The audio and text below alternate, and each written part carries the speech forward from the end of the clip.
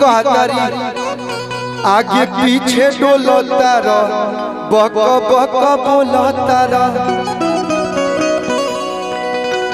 माने लो ना बात हमार एने ओने डोलता रह तम कनिया अरे किया मावा के भगिया में कवना के भगिया जगवालुए गोरिया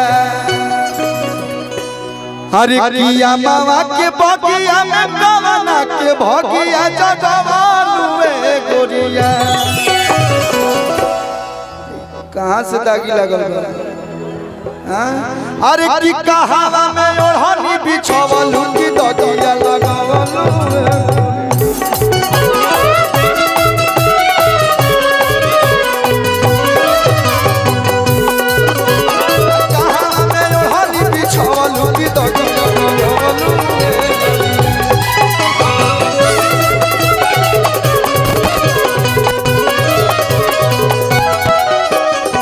मावा के बगिया में कवना के भगिया जगवालुए गोरिया।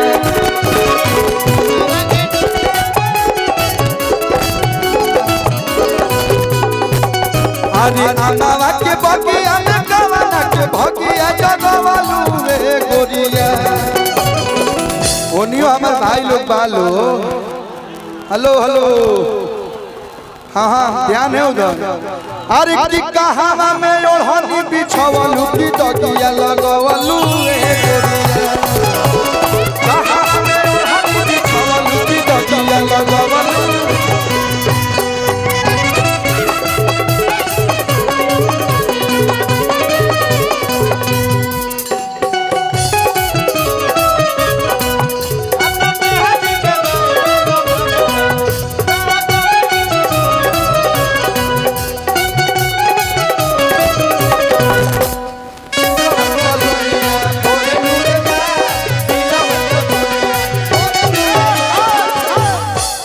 अरे किसी लुड़िया अरे की फोरे लुबे जा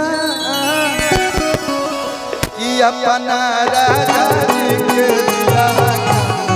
फोरे अपना राजा जी के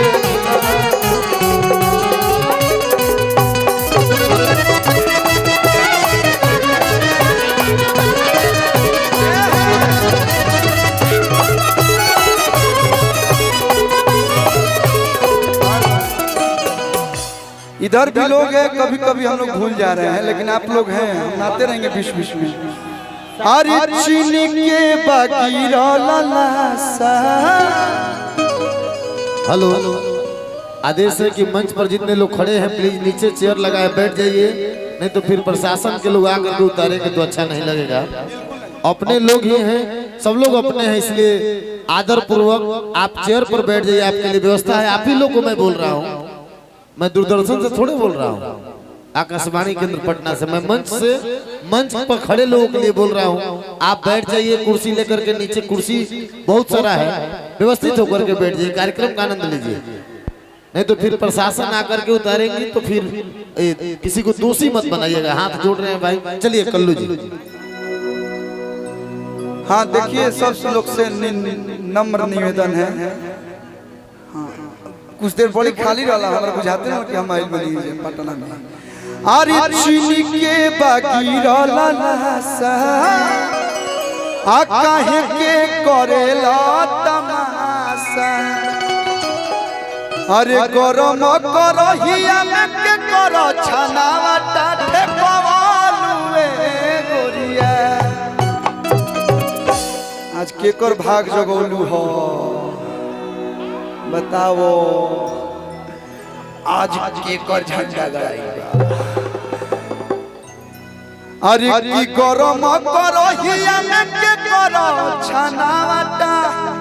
अरे सोटो मुलुए गोरिया। कागो भैया अरे की कहूं में ओढ़नी बिछवलू की दगिया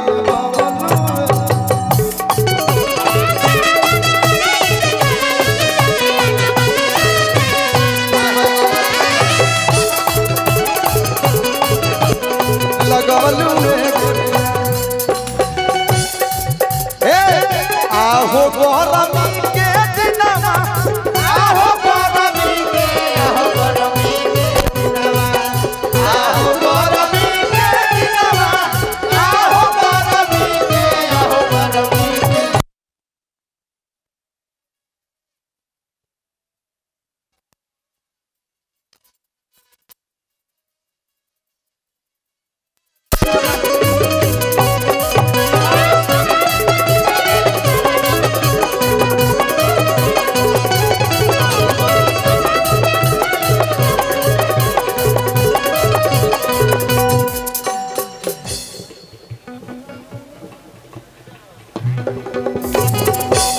छनौटा एगो शब्द आइला।